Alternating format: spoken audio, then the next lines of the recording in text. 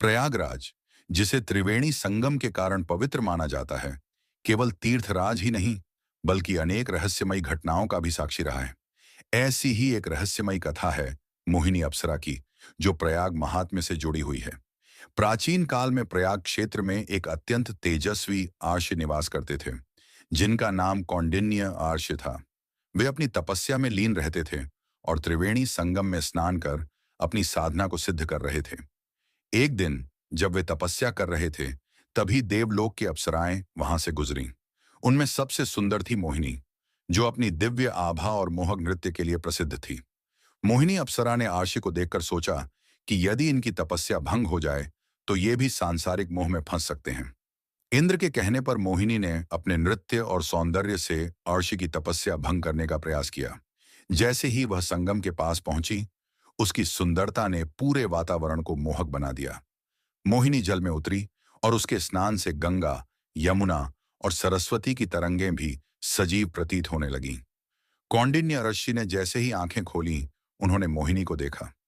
उनका हृदय कुछ क्षण के लिए विचलित हुआ, परंतु उनकी साधना इतनी प्रबल थी कि उन्होंने अपनी ध्यान शक्ति से मोहिनी के वास्तविक उद्देश्य को भांप लिया। कौंडिन्य ऋषि ने मोहिनी से कहा, हे देवांगना, तुम्हारा सौंदर्य अद्वितीय है, परंतु तुम्हारा उद्देश्य अनैतिक है। इस प्रयाग क्षेत्र को देवता भी नमस्कार करते हैं, और तुमने यहाँ तपस्वियों की साधना भंग करने का प्रयास किया। इसलिए मैं तुम्हें श्राप देता हूं कि जब तक कोई सच्चा साधक तुम्हें मुक्त नहीं करेगा, तब तक तुम संगम के जल में ही बसी रहोगी और हर कल्पांत में किसी न किसी रूप में यहाँ प्रकट होती रहोगी। मोहिनी को अपनी गलती का एहसास हुआ और उसने क्षमा मांगी। तब ऋषि ने कहा कि प्रयाग महात्म्य के कारण जब कोई सच्चे हृदय से संगम में स्नान करेगा, तभी वह उसके मोहजाल से मुक्त होगा। कहा जाता है कि संगम में स्नान करने से न केवल पापों से मुक्ति मिलती है, बल्कि आत्मा भी मोह माया से मुक्त होकर परम सत्य की ओर अग्रसर होती है।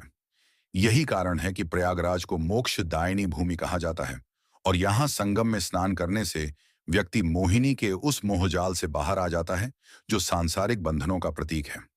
मोहिनी अप्सरा की यह कथा हमें यह सिखाती है कि भले ही सांसारिक आकर्षण कितने भी प्रबल हों, परंतु सच्ची साधना और आत्म नियंत्रण से हम किसी भी मोह से ऊपर उठ सकते हैं। प्रयाग केवल एक तीर्थ नहीं, बल्कि मुक्ति का एक द्वार है, जहां मोहिनी के मोह से मुक्ति पाई जा सकती है। हरि अनंत, हरि कथा अनंता।